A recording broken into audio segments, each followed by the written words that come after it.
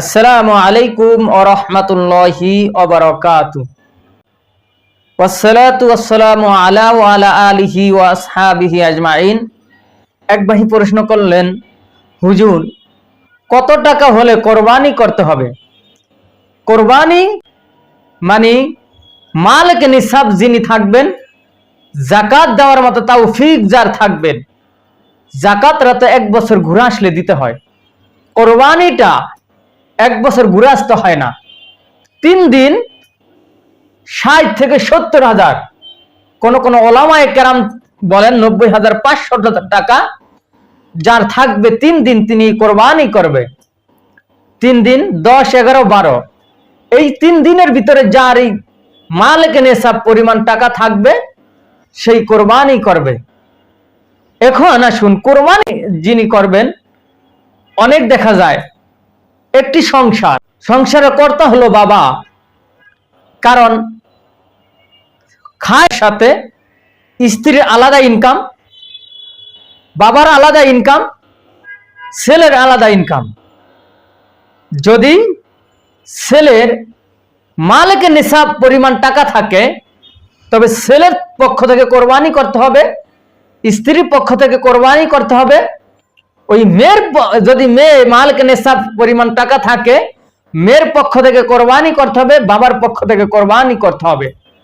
যদি কেউ মালিক নিসাব হয়েও কোরবানি করে না, তিনি গুনাহগার হবেন। আর যদি এরকম হয় বাবার সংসারে খায়, যদি বলে যাও তোমাকে পক্ষ থেকে আমি কোরবানি করে দেব, সেই ক্ষেত্রে কোরবানি হয়ে যাবে। আর দেখা যাচ্ছে আর যদি বাবার সংসারে কোনো ইনকাম হয় না, তবে একাই বাবা পক্ষ থেকে কোরবানি করতে হবে। অনেকেই দেখা যাচ্ছে আমরা বাবার সংসারে খাই, আলাদা আলাদা ইনকাম থাকে, মালিক নিসাব পরিমাণ টাকা থাকে, তখনই আমরা কোরবানি করতে এদিক সেদিক করি। যখনই কোরবানি আর যাকাত আসে তখনই আপনার বিভিন্ন অজুহাত অবলম্বন করি। আজ টাকা নেই, আমার টাকা নেই, আমি আজকে ঋণগ্রস্ত। কারণ বড় বড় শিল্পপতিরা ব্যাংক থেকে লোন আনে, ব্যাংকে ঋণগ্রস্ত, অন্য বন্ধু বান্ধবের কাছ থেকে লোন আনে। তো যাকাত কোরবানি দিবে না।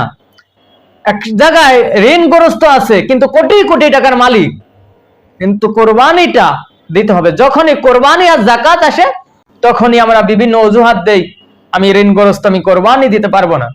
এক্ষেত্রে আমাদের কোনো অবলম্বন চলবে না। যার মালিক নিসাব থাকবে,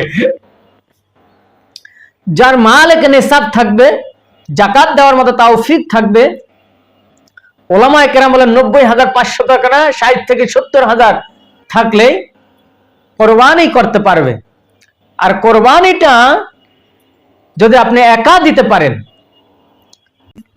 একা দেন, আমার দেখতে হবে কোরবানি আমি কার সাথে দিলাম। যিনি নামাজ পড়ে, রোজা রাখে, হালাল উপার্জন করে, হারাম খায় না, সুদ ঘুষের টাকা নেই, তার সাথে কোরবানি করব। এখন আমরা দেখব কিভাবে তিনি হারাম খায় না কি, আর উপার্জনটা হালাল ভাবে উপার্জন করেছে কিনা, কোথা থেকে টাকাটা আসলো, কিভাবে আমরা দেখব। এক্ষেত্রে বলতে চাই যদি আপনি পারেন একটি ছাগল কোরবানি করেন একা দিলে। যতটুকু কথা বললাম এই কথার উপরে আমাদের সবাইকে আমল করা তৌফিক দান করুক। আখিরি দাওয়ানা আনিল হামদুলিল্লাহি রাব্বিল আলামিন। আসসালামু আলাইকুম ওয়া রাহমাতুল্লাহি ওয়া বারাকাতুহু।